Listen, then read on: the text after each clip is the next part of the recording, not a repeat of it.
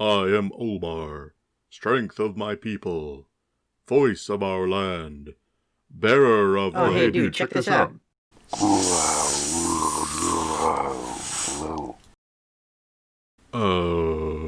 It's a hiss growl, 'cause I'm a snake panther thing. Or maybe panther snake, maybe it's a growl hiss. I don't... What?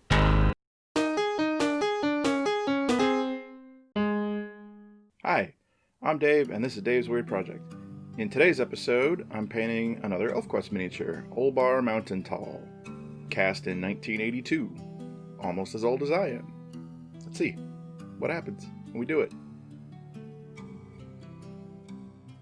Olbar comes from the Personalities box, the same one where I got Mad Coil that I painted in episode 5. The information I found for him states that he is the chief of the Great River Tribe. He's big and strong and honest and cares about his people. The reference art I found was not really inspiring to me. It looks great, it's perfectly good, I could not draw it better. It's just kind of brown animal skin garments, white hair, big spear, kind of underwhelming.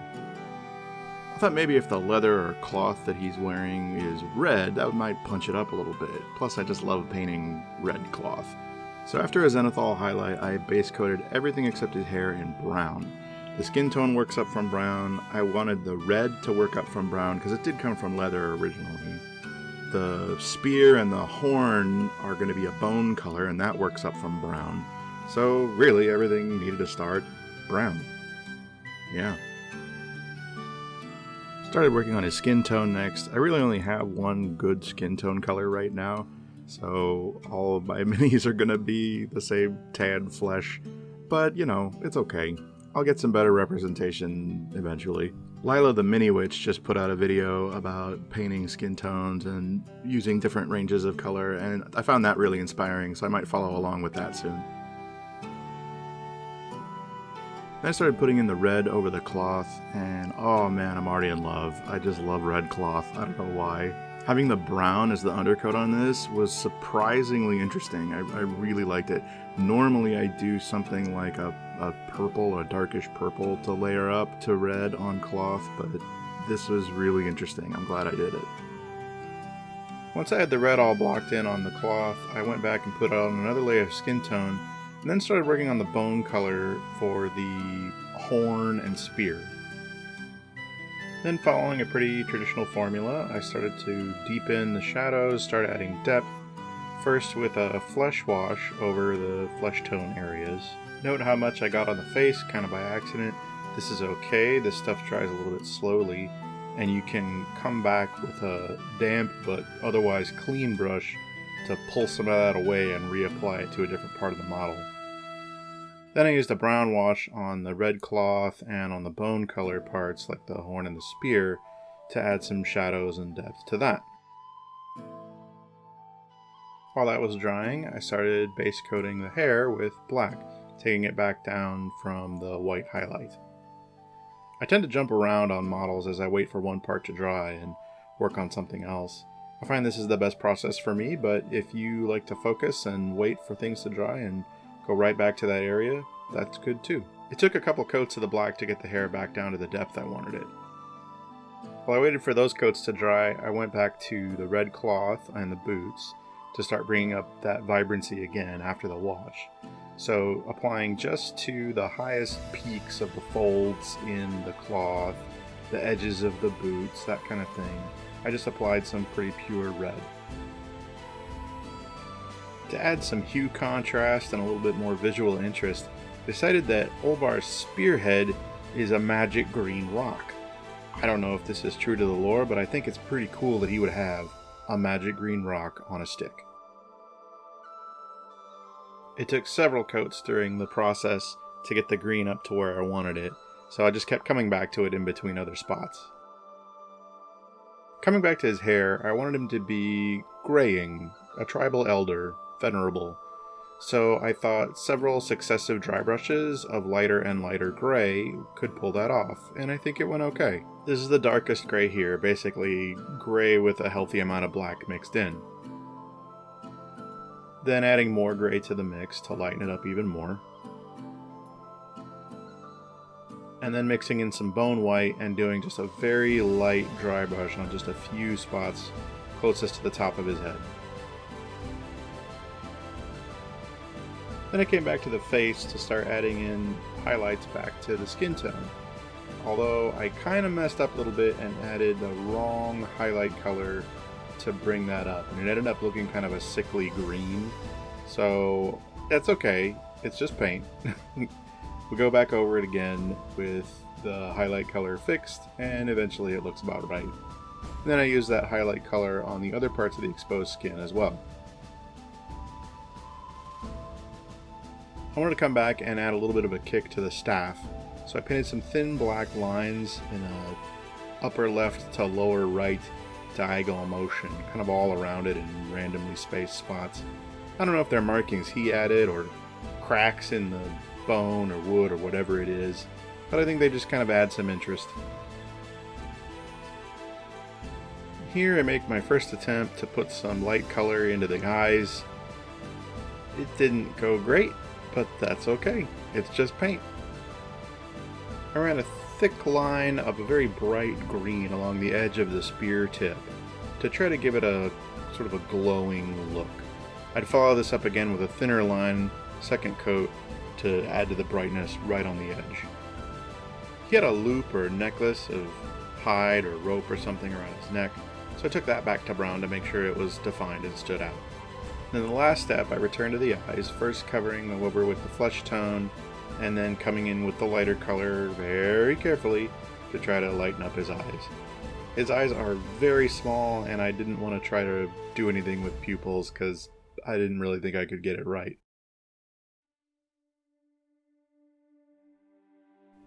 And here's a final shot with the macro lens, just going over some of the details.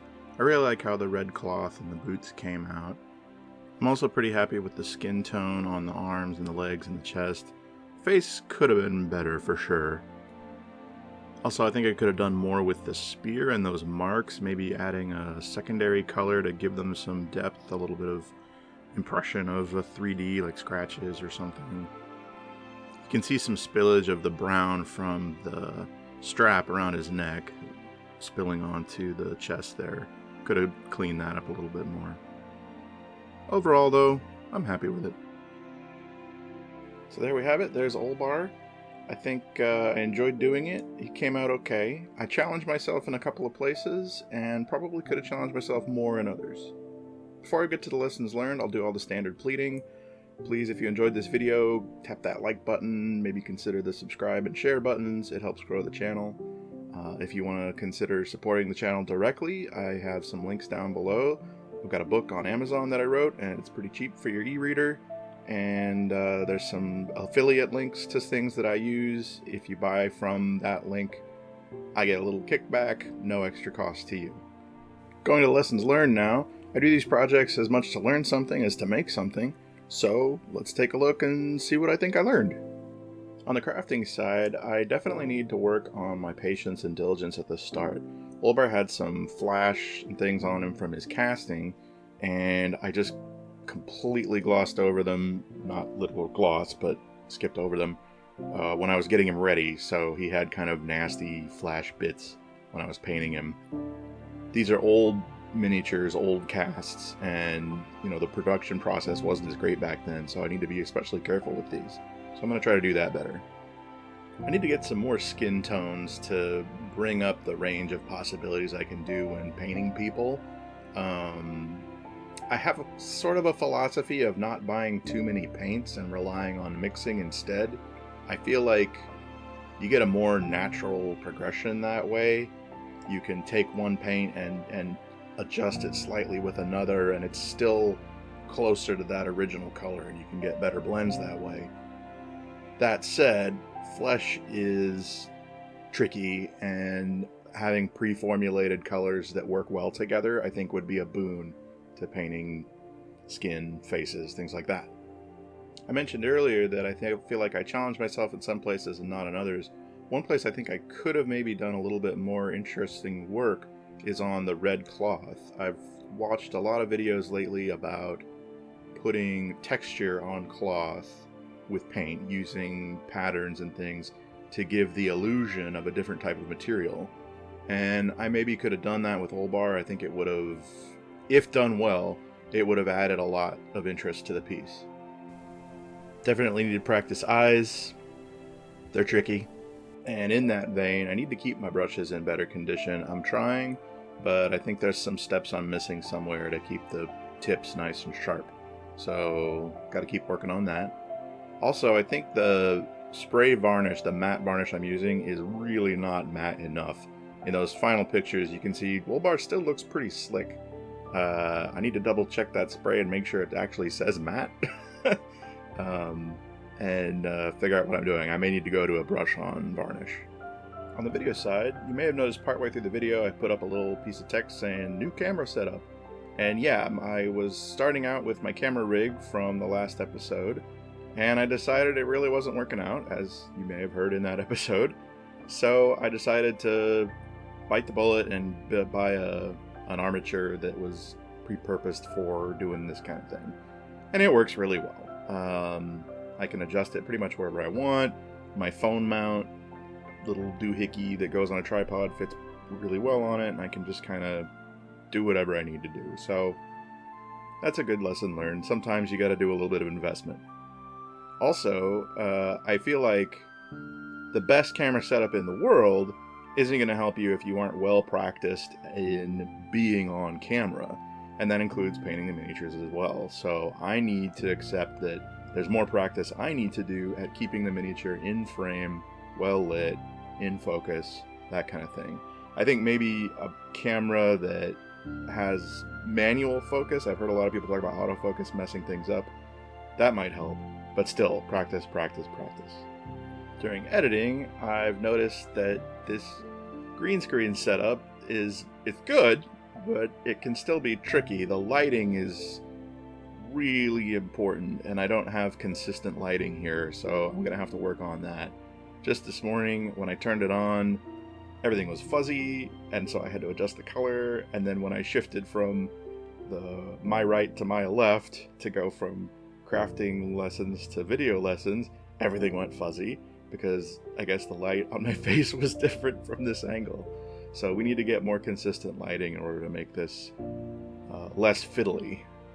Lastly, I learned that the F2 key in Windows, when you're looking at files, goes straight to rename.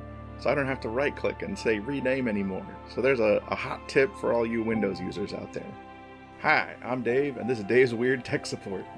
So that about wraps it up for this one. Let me know what you thought in the comments. If you've got any suggestions for other miniatures from those Elfquest sets you'd like to see me paint, or any tips on painting, I'd love to hear those. Till next time, take care, everybody. I mean, look at this. Pink. Oh, crap. Messed it up again.